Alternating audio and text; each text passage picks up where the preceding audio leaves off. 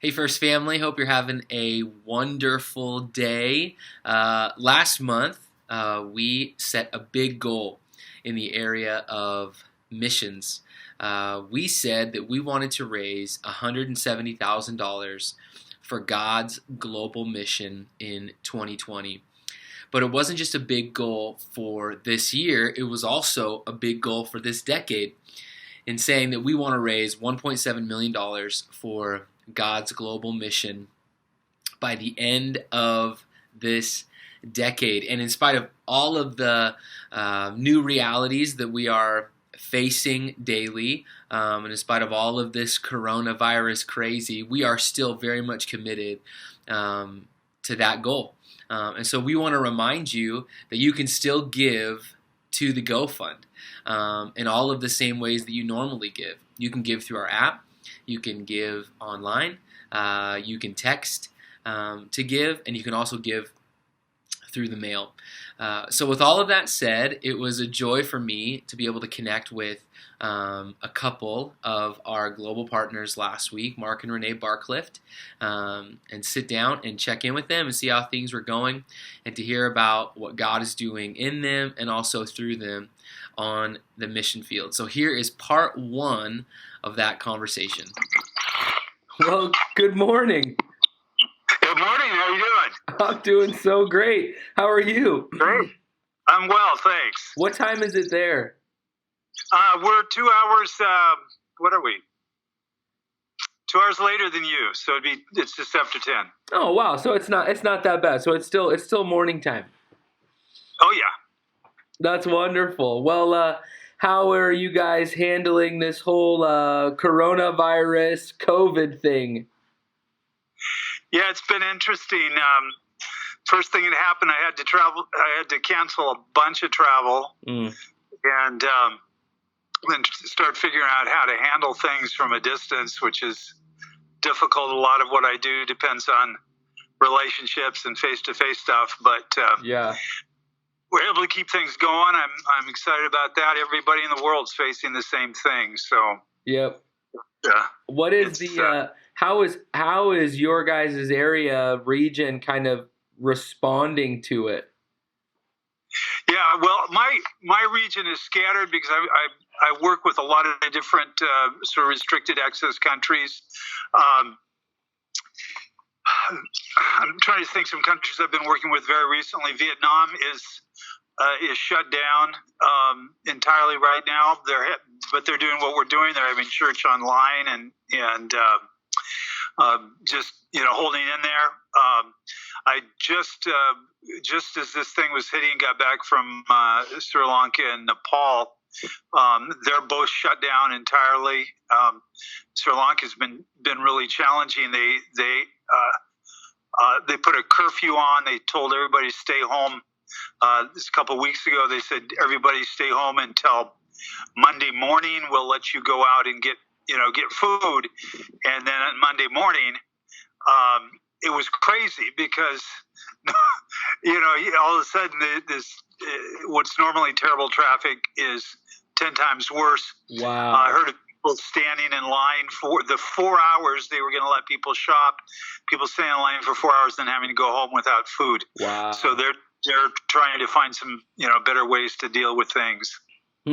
That's crazy. Mark, remind Spokane First, everyone who's obviously going to be watching this, just remind everyone kind of where you and Renee at, what you've been up to, maybe update us on how things are going. Yeah, absolutely. Well, our primary partner in ministry is Global University, and so I lead their efforts in restricted access countries, primarily developing large-scale training programs for underserved pastors. They tend to be countries either where the church is underground or they're above ground, but they're dealing with really restrictive laws as to what they're allowed to do and how they're allowed to do it. So probably the place I'm most known for, and Spokane may remember most, would be Vietnam. I've been working in Vietnam now for about 13, 14 years. And that's been an awesome, sort of an experience of a lifetime to go from a situation where the church was entirely underground and no kind of formal training system, and being able to develop a system both online and through local, groups, house church groups, starting out with 0 students, and as of now, our student count throughout the country. This is all groups, more than one language group, as well as people groups and different networks, denominations. We're now over 100,000 students. Wow. And these are church leaders, many of them pastors, others leaders in the local church. But that's been just amazing to see God do that. If anybody asks, we didn't do that.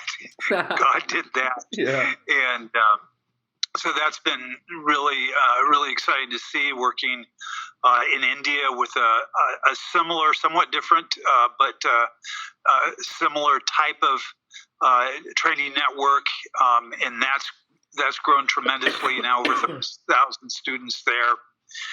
In smaller efforts in places like Sri Lanka, just now launching or getting off the ground in Nepal, the Arabic-speaking countries as well. So it's been exciting to see that and to be able to have a part in it. That's amazing. What have been some, maybe over this last term, maybe share some wins, but then also at the same time, like, what have been some challenges that you guys have experienced? Yeah, great question. The big wins would just be on a personal level, the people I've gotten to meet and to work with.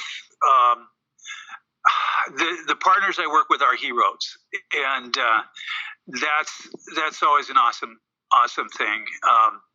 Some that I've not met personally, but with projects I'm involved in, we've had, in one particular project in the Middle East, we've had more than 30 martyrs in the last half dozen years. Wow. Different leaders in that project.